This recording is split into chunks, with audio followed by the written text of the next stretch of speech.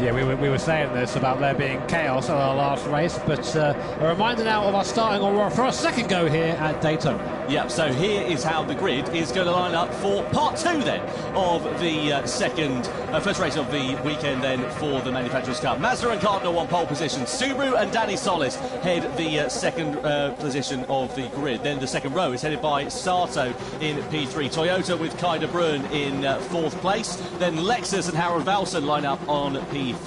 They have got Lamborghini's Yusuke Goto. He was right at the back of the field, if you remember, the first running of this one. So opportunity knocks for them. Ferrari down in seventh place. Honda are in eighth position with Trent Jeffrey alongside them. BMW Randall Hayward in ninth position. The top 10 completed by Mercedes-AMG and Sasaki.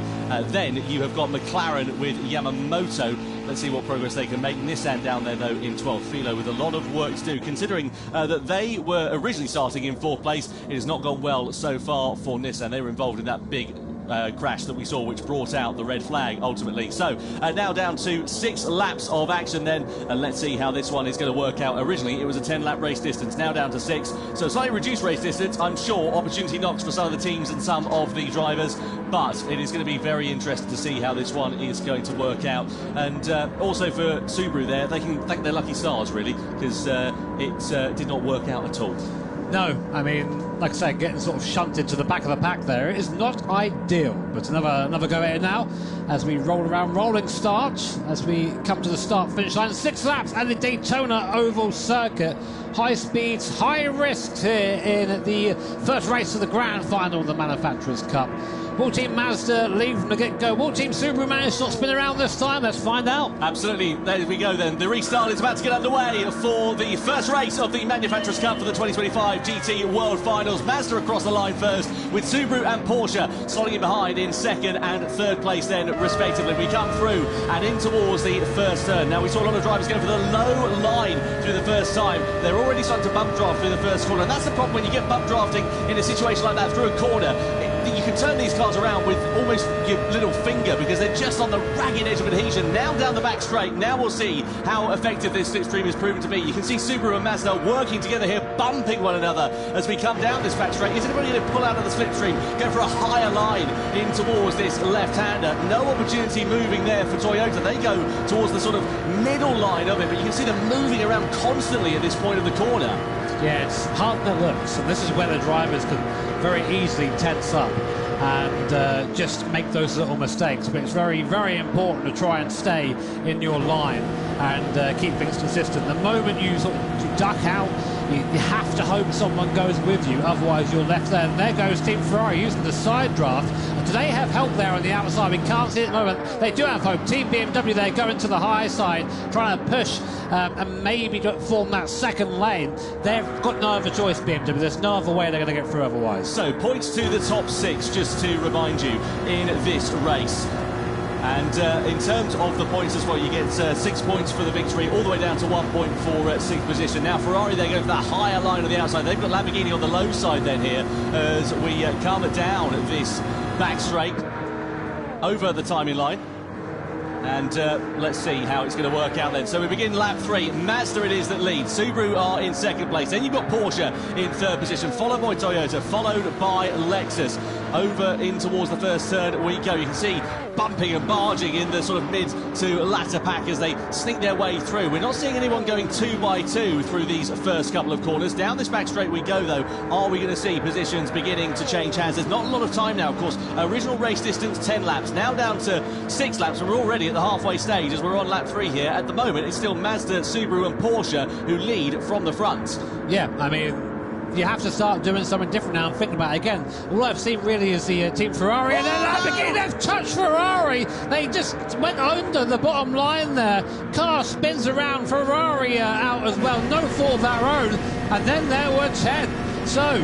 Ferrari were trying to invent something around the outside. In the end, just got collected in something that was not their fault. But now Trent Jeffrey has another big one. Boys, sort it out. Come on. Not good at all there for Trent Jeffrey. He's going to be bitterly disappointed for that, as will the entire Honda team. We're 2x2 in the background. Now we're starting to see the action taking place. But is it enough for Mazda and Subaru? Have they broken away into a lead? Not really, because it closes up at the end of the back straight. So we come through in towards the final turn on this Daytona Oval. Now we're going to start to see Subaru beginning to pull some punches. The problem with that Subaru is it's very quick in technical corners, on technical circuits. In a straight line, not necessarily so. So they have to sit in the slipstream here at this point and hope for a bump drop there for Porsche. Across the line we go. Penultimate lap now begins. It's still Mazda that leads, Subaru in second, Porsche in third, points down to 6 once again. Just to remind you, at the moment it's Nissan who'll be the final point scorers. Is anyone going to take a risk here? I mean, we've seen what's happened to Ferrari, Lamborghini and Honda. You take a risk, you get shunted. So, I mean, there's nothing you can do. They're all one a turn right now.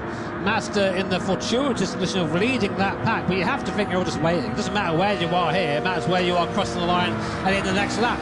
Right now, Mazda will be the victors, but I've got a feeling it's going to get a little bit more spicy before we get into this race. Yeah, you get the sense that this is going to start to bubble up. What a disappointment, though, for Lamborghini and for Ferrari, especially for Ferrari with that brand new 296 car that they are competing with here this weekend. Let's hope that their second and third races, respectively, go quite well. We begin at the final lap of action, though, at the Daytona Tri-Oval. So, Mazda from Subaru, from Porsche, as we come down in towards the first turn for the final time. Don't think anybody's going to think about a higher line through there, but they're certainly bumping one another going through and all sticking to quite a low line. But look at Porsche, they're coming to pressure from Toyota, and I wonder if the door is starting to open for Toyota there, and whether they're going to try and pick their pocket for that final podium place to pick up more points. Down the back straight we go for one final time. Someone's got to try something here. BMW been giving a penalty for colliding. It's bump drafting, is it not? I mean, we'll see if we get a replay of that later on, but it doesn't matter now. Final lap. Unless it was the incident with Honda that we saw a couple of laps ago, maybe. Through the final corner we go, though. So Mazda it is that lead from Subaru, from Porsche. We run to the line in race one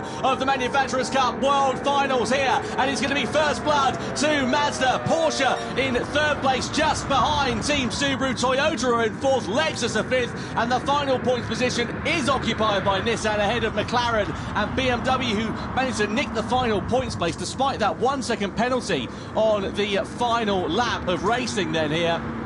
And a great end to that one.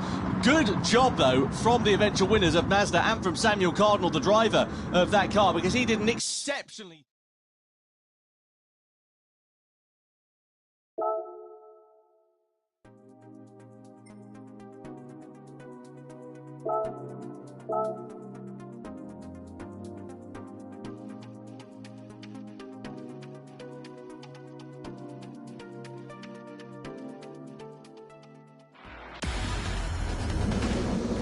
So then, over to the second race of the Manufacturers' Cup, Autopolis in the wet. And Mazda took first blood a few moments ago in the first race of the weekend. Can they convert that into a second win and extend the lead in the points championship? Well, it's Paul Ura who will drive for them in this second race. Takuma Miyazono will be with Subaru on the front row of the grid. Then you've got Jose Serrano for Porsche in P3. Morimoto for Toyota lines up in fourth position ahead of Lexus and Kadase Kawakami in P5. Of course, former double champions. Then Nissan, also former Manufacturers' Cup champions, lining up P6. Arta Mosso is seventh on the grid, and BMW with Thomas Labutale lining up in P8. Mercedes-AMG and Lucas Bonelli lining up in ninth position, and P10 is Honda with Sugimura.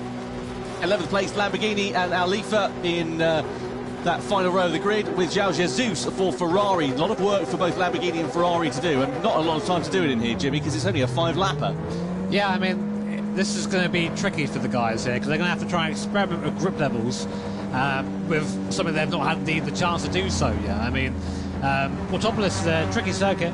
The best of times, add into the fact now that you're in wet conditions, a spray from the car in front of you lower down the field. I mean, Paul Ura's in pole position in two ways, really. One, he's literally there, and two, he hasn't got that spray to deal with, so he gets a much easier job going down to T1 for the first time. But interesting to see which cars and which teams really make the most of these conditions. Well, just a reminder, points, of course, awarded down to 10th place in this race. 12 points on offer for the victor, 10 points for second, 8 points down to third, and then, of course, as we know, points all the way down to P6 P10 and double points for the grand final. In terms of double points, a little bit more than that actually, because it's 24 points in total for the victory, but more on that a little bit later. Let's get ready though to go for race 2 of the Manufacturers' Cup here in Fukuoka. It's time to go racing at the Autopolis Raceway, with Mazda across the line first from Subaru, from Porsche, as we come in towards that first corner in the heavy wet conditions. So wet tyres available for the drivers. No need to worry about any pit stops in this race. It's not really going to be set to dry out, but who's going to be able to master these conditions in the wet? So Subaru there in second position, with Porsche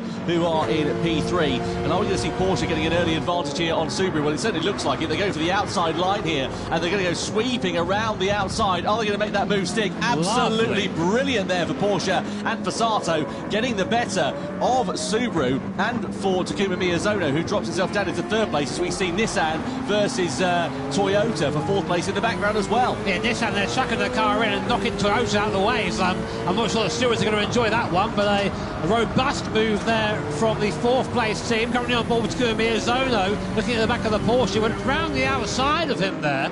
It just goes to show that different lines work in these wet conditions. Driving on the rubbered up dry line is a good way to slide wide, so you've got to try and avoid that, as Team Toyota making their way back by Nissan. McLaren in the background too, trying to wind their way through, as the Nissan scrambles for traction and corner exit here. Treacherous conditions for these drivers, and that spray as well really makes things difficult. Yeah, it certainly does, coming down to the bottom of the circuit. Look at the advantage that Mazda have already built up, about half a second or so. Doesn't sound like a particularly huge amount, but it is quite significant, especially at this early stage of the race. Looking here at Morimoto then in the Toyota, Nissan very close behind Hiroshi Okamoto, the two Japanese drivers in the two Japanese manufactured cars, in fourth and fifth place there respectively. Can they make an impact here on this race? Through the left-hander and then through this long, lazy right-hander, which completes the lap. And you can see the difference in lines there. Nissan trying to go for the inside line. Is it going to work on Toyota? Well, they've got track position. It's just going to sort of converge as they come through the left-hander. They're going to shuffle to the curb on the outside, and Toyota might be able to pick the advantage back between them. They bang against one another as we come down the start-finish straight, but Toyota then into fourth. Nissan still sitting there in P5. Yeah, all this squabbling just lets the top three get away though. Nissan, big one, Joe left, they've turned Toyota off into the corner pocket, goes Team Toyota into the gravel trap and down to last place. What a shame, because these guys were looking good in the standings. That's going to be huge for them there. You can see the teammates not happy with that whatsoever. Can't really blame them there. For sure, a penalty for Team Nissan. No doubt about it. Stewards are going to be looking into that one, but Morimoto will be bitterly disappointed with that, as will the whole Team Toyota outfit. And, well, Nissan, as you say, I imagine that Okamoto is going to be facing some kind of sanction for that incident. Meanwhile, Mazda it is that lead the way. Let's have another look at it. So you can see here, Toyota in fourth place, Nissan going for that lunge on the inside. The gap is there, but unfortunately, it sort of two doesn't go into one, and, well, you see what happens. Toyota straight to the scene of the accident. Yeah, the gap was there until it wasn't. I think that was Karatsa driving the car there. So he ain't going to be happy with that one. But back in the front of the field, Paul Ura doing a good job fending off the attacks of the Team Porsche there. Who's at the wheel of that one, Tom? Is it Serrano's at the wheel of that right now? We know how fast Serrano is. Sorry, it's Serrano is at the wheel of that one, yeah. Beg your pardon. Yeah, there he is. No, it definitely is Serrano. But yeah, we know how quick he is. Very strong team for Team Porsche. You know, Angel coming in and saying we've got a chance here. They really do. If they keep up these performances, getting by Team Mazda here, though, will help that happen, because right now they're looking very, very quick. Well, at the moment, they're even on points, let's not forget. Both on 22 points. Look at the sliding there for Serrano. He's just trying to find the limits of grip, isn't he? Just exploring a little bit beyond that. But they're tied on points. So whoever finishes ahead in this race is going to gain a bit more of an advantage than the other. So there's plenty of opportunity and a good incentive there as well. More points on offer here in these World Finals. You can hear the rain battering against the windscreen as they come down the start-finish straight. So lap 3 out of 5 we are on. We come across the timing line then here, and sort of the three outliers at the moment, Mazda, Porsche and Subaru. They've got a 2-second advantage now over Nissan, who sit there in fourth position. So we're just, that's down in part to the contact earlier on, but Porsche are looking very aggressive, looking to make a move maybe on Team Mazda. He likes the outside move here, does Serrano. Will he get it on Paul Ura? He does. Round the outside goes Jose Serrano for Team Porsche, passing his teammate, his Spanish teammate there, Paul Ura in the Mazda. Man, these guys really are going at it, aren't they? And in the back there, Takuma Miyazono trying to follow his way through. These top three cars giving us a hell of a show. This circuit really does suit the Subaru there in third place as well. So let's keep an eye out and see what Miyazono is going to be able to do as they make their way through. And now the circuit begins to open up a little bit in this sort of mid-section of it. We flick through this right-hander, and this is a bit of an Achilles heel for Subaru. It's a very good car in techniques of the track. On the longer straight, not so good because it doesn't have the same straight line speed. This is Lexus versus Lamborghini down to the first corner. Oh, Mercedes and BMW, and Lamborghini just come careering into the side of them. So Lamborghini really suffering some misfortune in this race, and Gotto, the aggressor in that one, unfortunately, I think there's going to be more penalties coming their way. There's a lot of this going on. It's really hard to pick your braking zone down there, and unfortunately, if you're on the outside ahead of them, you kind of act as the brake, and of course that'll be looked into by our stewards as well. On board now with Miyazono in the Subaru, really working the wheel of this Subaru BRZ. Almost run into the back of the Mazda. Lamborghini, unsurprisingly, they're slapped the 2-second penalty. So, yeah, that's what you get for shunting a car off. Lamborghini, that'll hurt them. Well, to be honest, they're a 7th now, but 2 seconds to put them down to about where AMG is. Now, here's when we see the weakness of this Subaru. Runs out of puff on the straights, but very light, very agile. In that draft, actually, wasn't falling back too much. No, okay, the slip through in the moment. Let's see whether Miyazono can use that to his advantage coming down towards the first corner. Mercedes and BMW under investigation there as well. Still nothing on Nissan and the contact that we saw in towards that first corner as to whether they're going to be picking up a penalty for their part in the incident. BMW look like they're out of this one, though, as Laboutelet has not come across the line in a fair amount of time. We come through this left-hander, though. We're now on the penultimate lap of racing here. This is a favourite overtaking.